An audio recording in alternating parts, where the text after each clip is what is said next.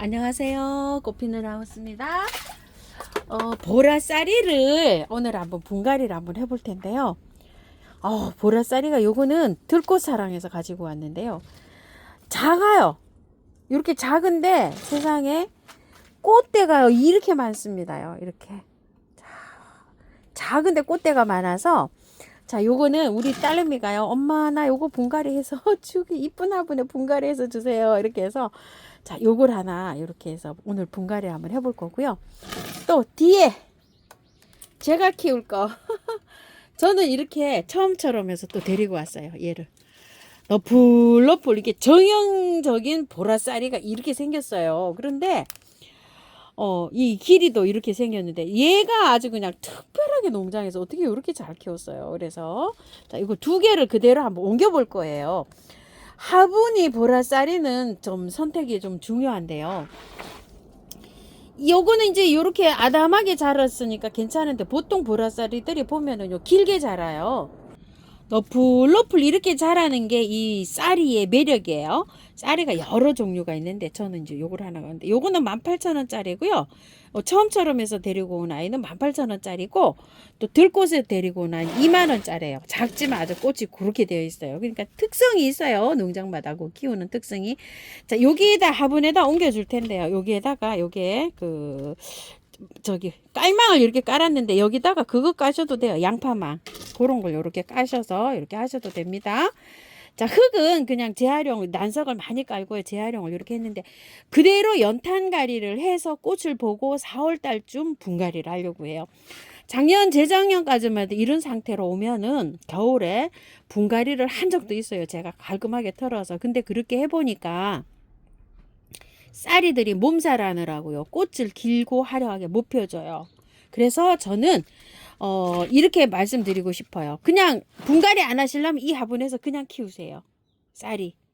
그냥 키우시다가 내년 4월달 식목일쯤 돼서 깔끔하게 털고 분갈이 해주세요.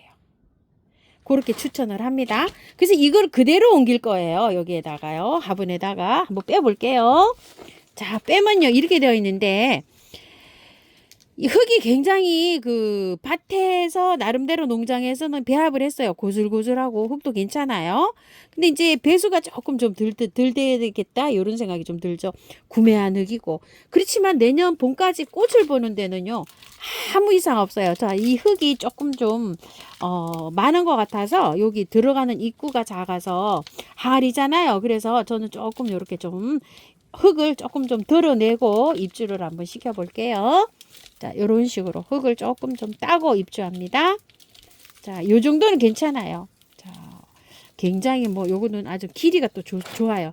자, 요렇게 해서 요렇게 넣는데요. 나중에 분갈이 하실 걸 생각하시면 입구가 좀 넓은 화분에다가 빼기 좋게 있죠. 그런 화분에다 하세요. 저는 지금 요게 심어질 게 마땅한 화분을 제가 지금 없어가지고 너무 크고 너무 작고 또 요런 사이즈예요. 그래서 여기 항아리에다 심으면 또 이게 멋있겠다 싶어서 여기다 이렇게 하는 거니까요. 화분 이쁜 화분으로 잘 찾아보십시오. 그리고 해서 바깥에는 그냥 이 흙으로 그냥 이렇게 해서 그대로 심어줄게요. 나중에 털고 할 거라 이게 흙이 아직 고실고실한 흙이에요. 많이 되지도 않았어요. 이거 키워가지고 여기다가 이제 이렇게 나온 것 같아요.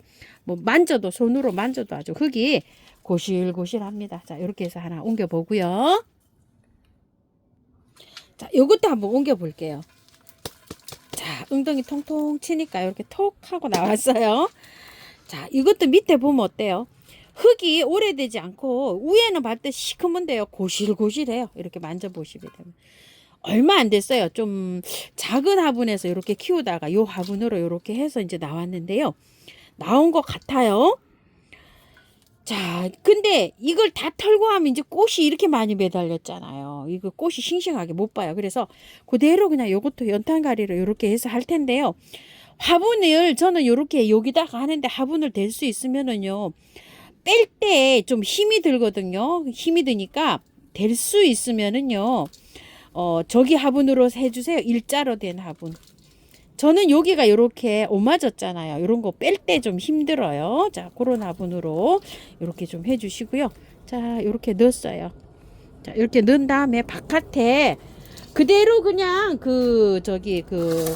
한 흙 있잖아요. 그 흙으로 이렇게 채워주시면 됩니다. 재활용을 하셔도 되고, 어차피 분갈이는 식목일, 꽃 다 보고 식목일 지나서 깔끔하게 털고 배수 잘 되는 흙으로 분갈이 해주시면 돼요. 자, 분갈이 다 끝났어요. 분 옮기기가 됐죠? 분갈이가 아니고 위에 마사를 조금 좀 이렇게 얹어야지만이 여기가 흙이 이렇게 샤워기로 줄 때는요 좋아요. 자, 요것도 이렇게 해서 선생님 화분에 이렇게 옮겼어요. 선생님 화분이 이렇게 옮겨놓으면 아주 그냥 굉장히 못 떨어집니다요. 자, 이렇게 해서 약간 좀 삐딱하게 심었어요. 제가 일부러, 왜냐면 이게 늘어지는 거 요거 멋을 보려고요. 약간 좀 요렇게 세워서 심어야 되는데 제가 그렇게 안 심고 이렇게 약간 좀 삐뚤게 이렇게 심었어요. 자, 물주기부터 해볼게요. 지금부터 시작해갖고 물은요, 겉흙이 마르면 듬뿍듬뿍 이렇게 줍니다. 물 좋아해요. 자, 요렇게 해서 키우시다가 꽃이 필 때는요, 물 더 많이, 겉흙이 마르면 이렇게 꽃눈이 올 때부터 시작해서 물을 많이 줘야지만이 이 꽃눈에 물이 올라가고 탱글탱글하게 이렇게 잘 자라요. 그리고 이제 꽃이 다 지잖아요. 그러면 물은 속도가 겉흙이 완전히 마른 다음에, 겉흙이 완전히 마른다는 건 여기 겉에서 봤을 때 뽀송뽀송하게 말랐다는 거예요. 꽃이 피기 전까지, 꽃이 필 때는 물을 듬뿍듬뿍 이렇게 주시고 키우시고요.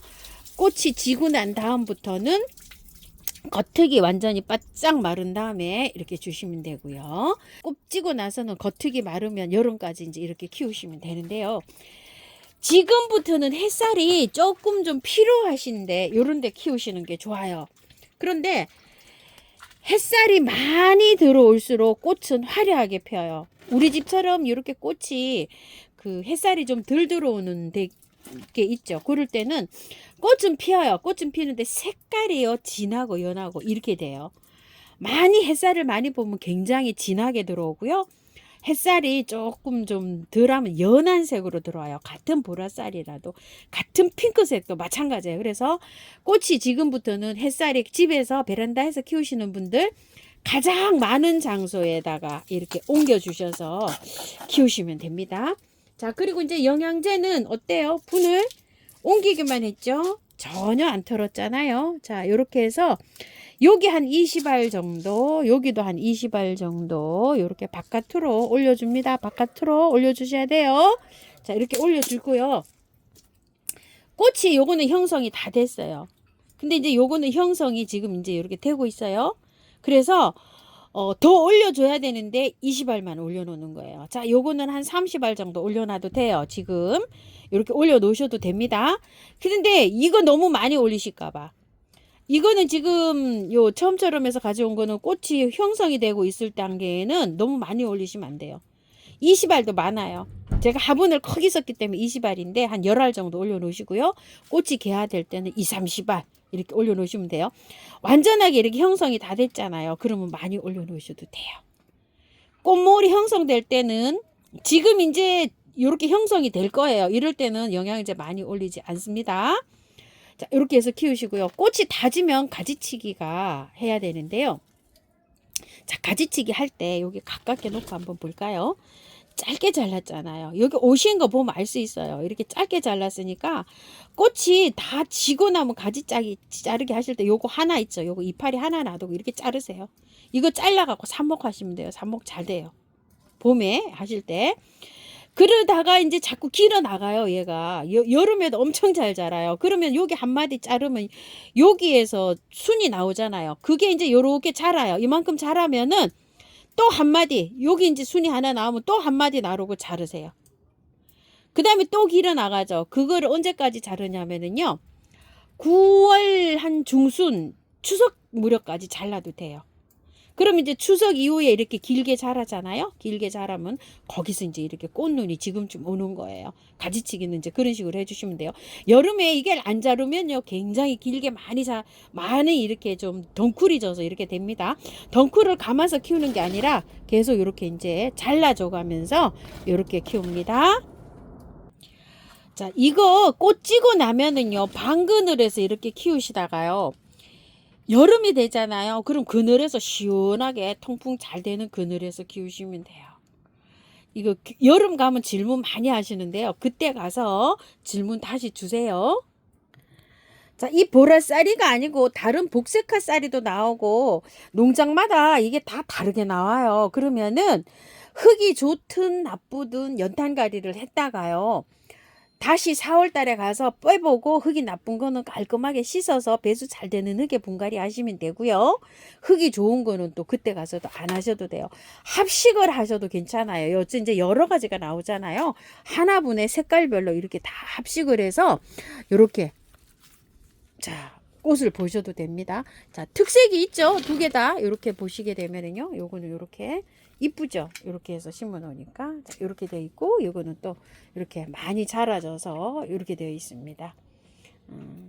자, 오늘은 보라쌀이 키우기 한번 옮기면서 키우기 한번 알아봤는데요. 참고하셔가지고요.